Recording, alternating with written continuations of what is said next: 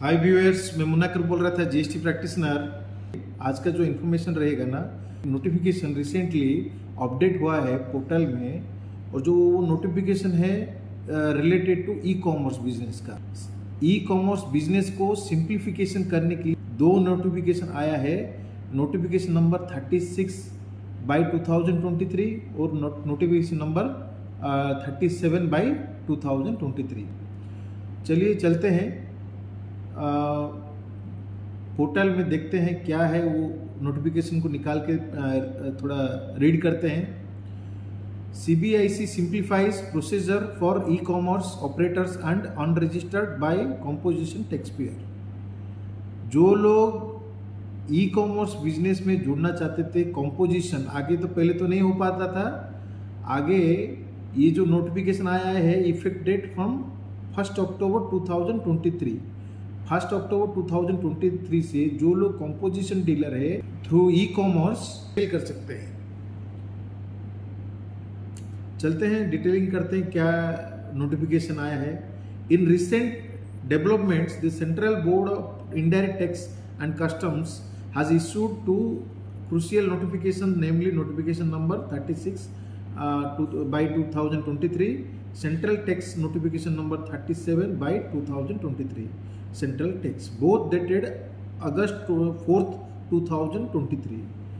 These notification introduce a special procedure for e-commerce operators in relation to the supply of goods made by composition taxpayers and unregistered persons. These article delves into the details of these notifications, shedding light on the simplified procedure that business needs to follow. Broadly expand करने के लिए कुछ simplification किया गया है दो notification में।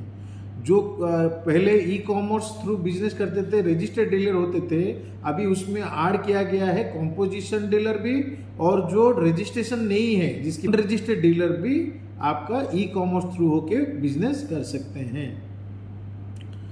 चलते हैं नोटिफिकेशन नंबर 36 क्या बोलता है। Under this notification CBIC has empowered in E commerce operators with specific obligation and procedure when dealing with the supply of goods by composition taxpayer. The key highlights are as follows: interstate supply restriction, out of state supply करने के लिए जितने भी material है through composition dealer अगर करता है तो उसको रेस्ट्रिक्शन है। ई कॉमर्स बिजनेस जितने भी है ना, जो कंपोजिशन डीलर है अपना प्रोडक्ट को within the state sell करने जा सके उसको वो देखरेख करेंगे। आउट ऑफ स्टेट को इंटर स्टेट अगर करता है तो उसके लिए वो रेस्ट्रिक्शन माना गया है, उसको करने नहीं देगा। सब तदारक कौन करेगा? अभी ई कॉमर्स वाले ही करेंगे। अगर मान लीजिए कोई अगर कंपोजिशन डीलर है और जाके वो ई कॉमर्स में विद इन द स्टेट कुछ भी आप बेच सकते हैं, आपको रेगुलर डीलर होने का जरूरत नहीं है। लेकिन आप कुछ अगर इंटरस्टेट सेल कर रहे हैं तब आपका जो ई कॉमर्स जो भी कंपनी रहेगा वो आपको सेल करने से नहीं देगा। ठीक है।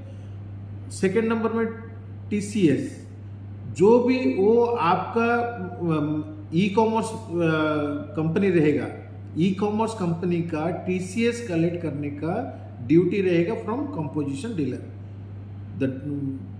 क्या लिखा है थोड़ा देखते हैं।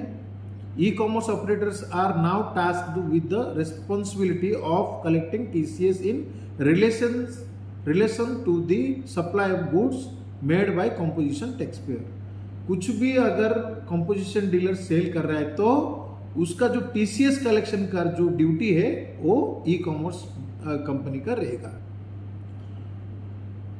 यूटिलाइजेशन ऑफ TCS, यूटिलाइजेशन क्या है? सपोज मान लीजिए ई कॉमर्स जो है टैक्सपेयर है वो TCS कलेक्ट तो कर दिया, तो कंपोजिशन डीलर क्या करेगा? उसका जो TCS वाला जो अमाउंट जो वो कलेक्ट पेड किया होगा उसका कैश लेजर में वो पॉपअप होगा। जो वो क्वार्टरली रिटर्न फाइल करेगा ना, उसका जो टैक्स लायबिलिटी बनता होगा वो जो अपना TCS का जो कैश लेजर है ना, वो कैश लेजर के साथ वो एडजस्ट कर सकता है। Furnishing of details to promote transparency and ease of reporting, e-commerce operators are required to electronically furnish the details of supply of goods made through them by the composition taxpayer using form GSTR 8 on the common portal. अभी जो e commerce operator रहते हैं उनका क्या होता है, वो form 8 जब रिटर्न फाइल करेंगे तो उनका ड्यूटी रहता है कि कॉम्पोजिशन डीलर का जितने भी आप थ्रू हुआ है आपका सेल, तो कॉम्पोजिशन डीलर का डिटेल्स आपको भरना पड़ेगा कॉमन पोर्टल में। 1 अक्टूबर से ये लागू हो जाएगा। जितने भी कॉम्पोजिशन डीलर है ना, वो लोग जैसे ई कॉमर्स सेल्स नहीं कर पा रहे थे, अभी उनके लिए ई कॉमर्स सेल्स वो थ्रू मैंने डिस्ट्रीब्यूटर वो कर सकते हैं। जो ऑपरेटर है ना ई कॉमर्स का, वो लोग अपना बिजनेस आज एक कॉम्पोजिशन डीलर होने से भी वो लोग सेल्स अभी कर पाएंगे। और जो TCS पार्ट जो बोला, वो जैसे वेस्टेज हो रहा था तो वेस्ट नहीं होगा, वो कैश लेजर में उनका पॉपअप होके दिखेगा, वो अपना टैक्स को एडजस्ट कर पाएंगे। अभी देखिए नोटिफिकेशन नंबर 37/2023 में क्या लिखा है।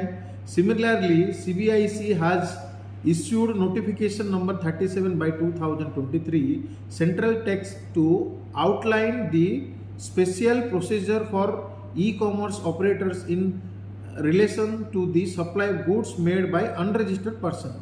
The key provisions are as follows. एक नंबर में क्या है, enrolment number requirement.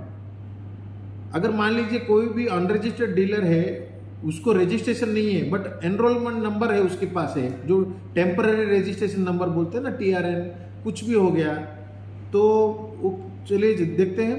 Unregistered person can supply goods through e commerce operators only after obtaining an enrolment number from the common portal. This just aims to ensure that unregistered business comply with the necessary registration process before engaging in e-commerce transactions। तो वही मैं बोला, registration complete नहीं हुआ है, खाली enrolment number लेके भी आप ई कॉमर्स ऑपरेटर थ्रू होके कुछ भी सेल कर सकते हैं। ठीक है।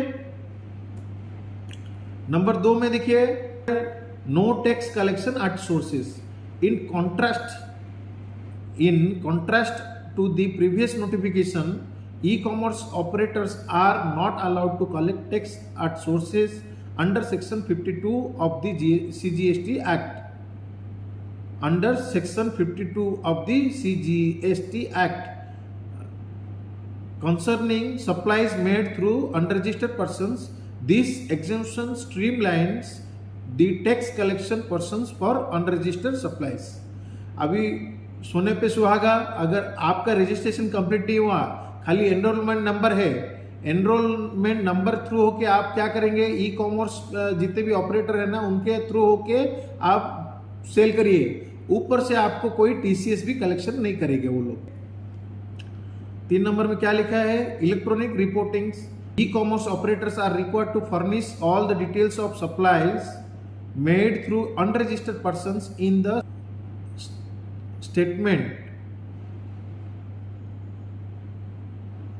using form GSTR 8 electronically on the common portal. These steps enhance transparency and simplifies compliance procedure.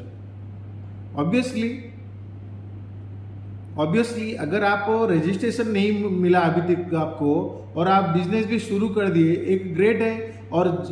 और क्या है, आपका TCS टैक्स भी कलेक्ट नहीं कर रहे हैं, तो आप अभी ही मेरे ख्याल से एक एनरोलमेंट नंबर लेके बिजनेस शुरू कर देना चाहिए। बट वो इफेक्टिव डेट तो वो अक्टूबर से ही है।